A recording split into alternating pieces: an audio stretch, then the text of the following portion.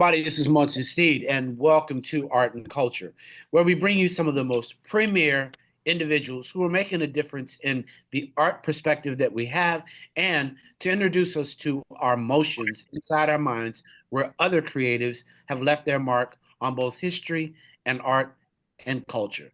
I'm so proud to be with my dear sister, Faye Smith. How are you? Oh, I'm great, Munson. Thanks for having me. You have a cool first name, Wells. I mean, like, what's happening there? Like, what's going on? My parents, who are American, named me after a cathedral in the UK called Wells Cathedral.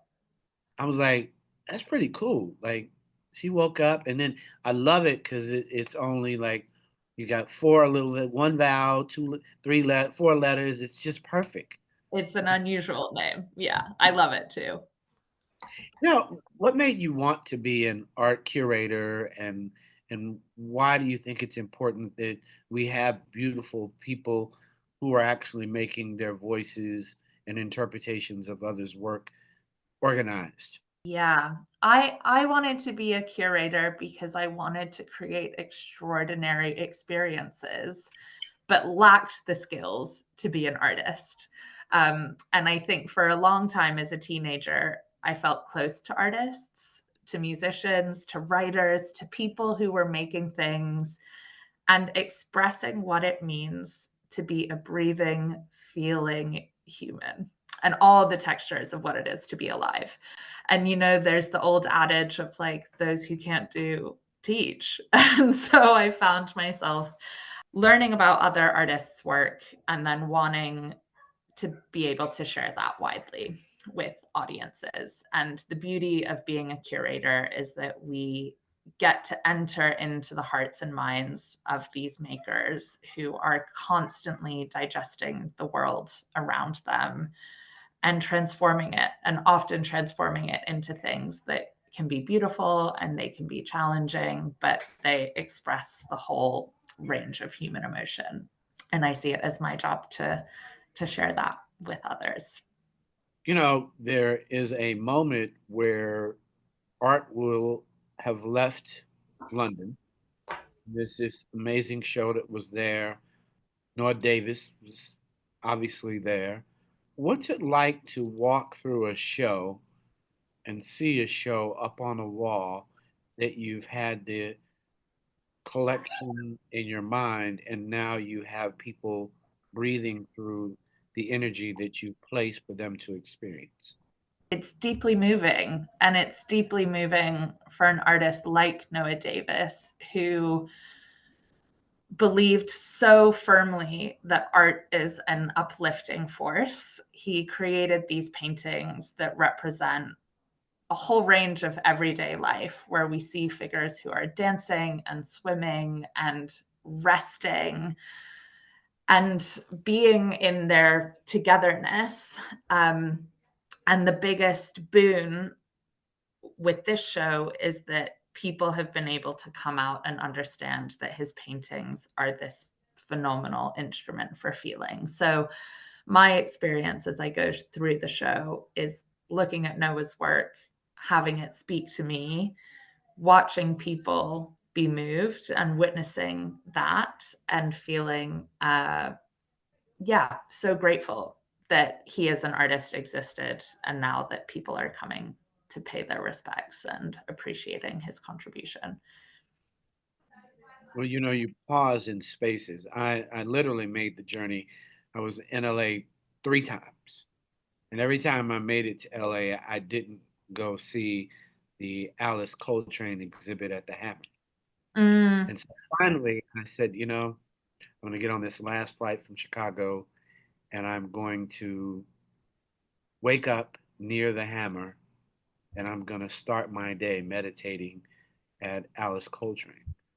Um, amazing. Really amazing show at the Hammer, and it felt so beautiful in the space to breathe. Obviously, we're in LA, but now there's a homecoming kind of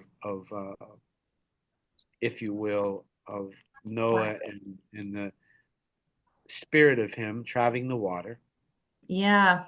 where some of his Yeah. work is inspired. What's that feel like for you to know you're bringing what I wouldn't call Hollywood sun, but I would really say bringing this underground intellectual back to a space that it's not quite his neighborhood, but the access, given that the Hammer doesn't charge to enter, is Yeah. for everyone. Well, Noah, as you know, was working in LA really from 2007 to 2015 when he died. And he had a long and deep relationships with many of the museums in the city, including the Hammer, but also especially with the Museum of Contemporary Art, MoCA. And he would go to all of these institutions and he would look at exhibitions and look at art. I'm thinking specifically of a show in 2008 of a painter called Marlene Dumas.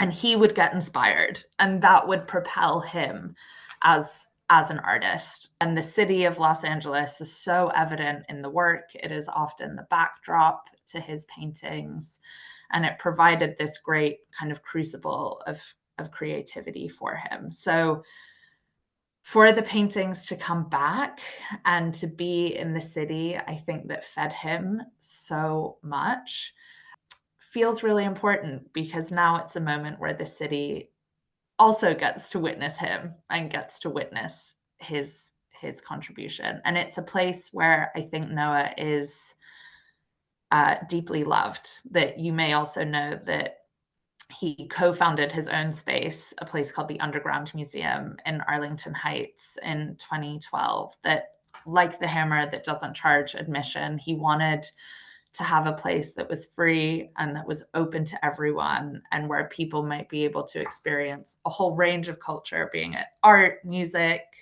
films, a purple garden dedicated to Prince. And the Underground Museum was a really important place for a lot of young people and creatives to imagine a world in which they could be artists and participate in culture. So all of that will be part of the story, and will be part of the story as the show opens at the Hammer on the 8th of June.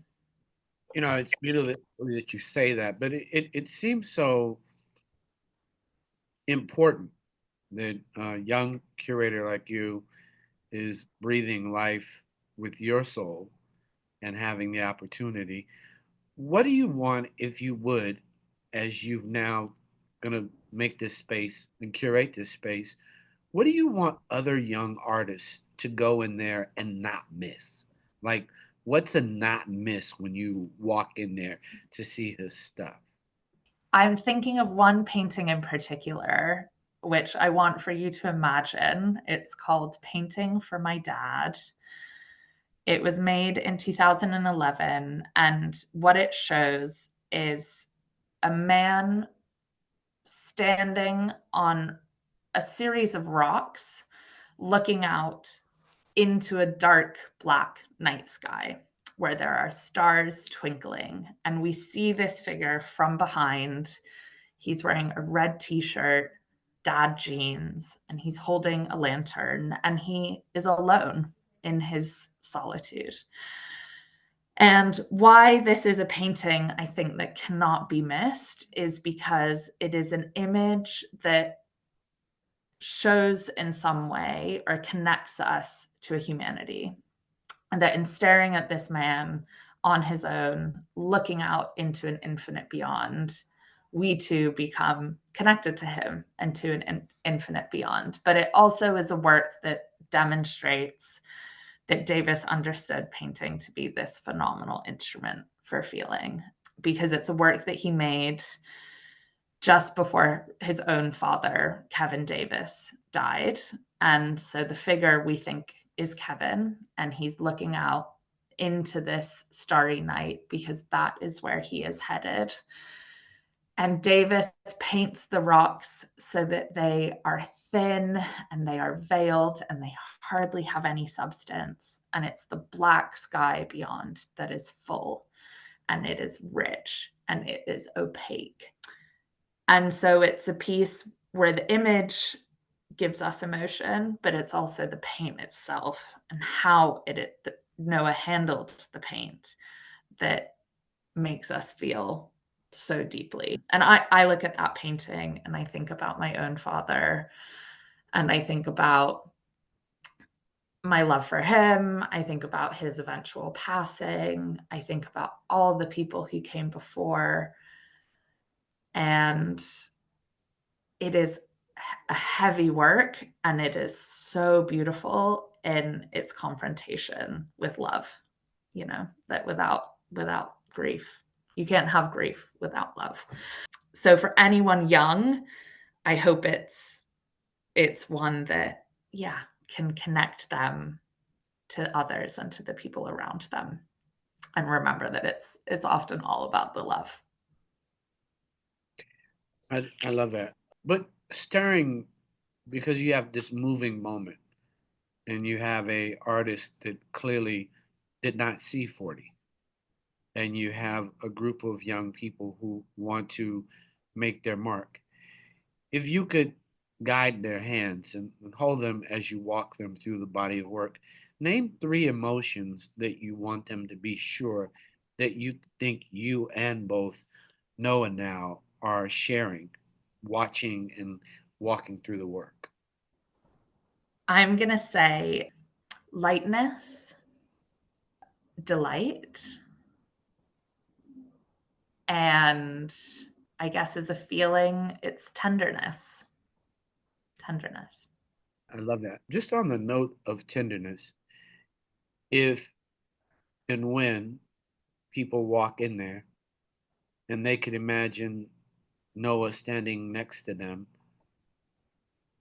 big or small, anybody there, what would you imagine he would say to each of the guests that walk Mm. in that door? He would say, "Welcome." And I never, it's impossible to know what any artist would say, especially artists when they are no longer with us. But I have learned so much from him, about him, through the people who loved him. And this is a story, but when he opened the Underground Museum, he and his wife, Karan Davis, wanted for everyone to feel invited and that they belonged in the space and that art was for them. And they went around to the houses in Arlington Heights, and they knocked on the door and they shook everyone's hand and they invited them and they said welcome. And so I think hopefully the experience people will have at the Hammer, and also that they had at the Barbican, is that if Noah is there or not, they walk in and they feel embraced and like they belong. Well, I want to thank you for hanging out with me at Art and Culture. There's no doubt, giving his body of work and even your tenderness and consciousness in curating such a beautiful set of travel sites for all of us to, and he is in the room, which is the beauty of being there. The things that I noticed with even the way I saw the show in London, that there was tenderness and more than anything, the spirit of kindness and everything that is there, which is always a welcome sign to individuals. So color selection, the whole works, but it felt like a movement. And I was in London hanging out with some friends of mine when I went to see The Soul of a Nation at the Tate. Mm. And in that, I was feeling Noah and understanding that for half those individuals, probably all of those individuals, access to art and the fact that you belong and they wanted you to belong and know that this is here for you and the welcome mat that you've created and curated, I want to thank you for. Oh, well, thank you, Munson. I'm thrilled that you could see the show, and we can't wait for the people of LA to have a chance also to see it from the 8th of June to the 31st of August. Hey, everybody, this is Munson Steed. I've had my wonderful pleasure of hanging out with Wells. She's a phenomenal curator. She's shared this gift of Noah Davis. Be sure to take a friend, hold a hand, write a note. write a letter. Don't move too fast. Take the time to breathe, long breaths for the long life that is on these walls and curated by this phenomenal individual just for us. It's a summer program. It's actually raining love and art in Southern California here on Rolling Out with Miss Wells and Bunsen Steed Art and Culture. Thank you.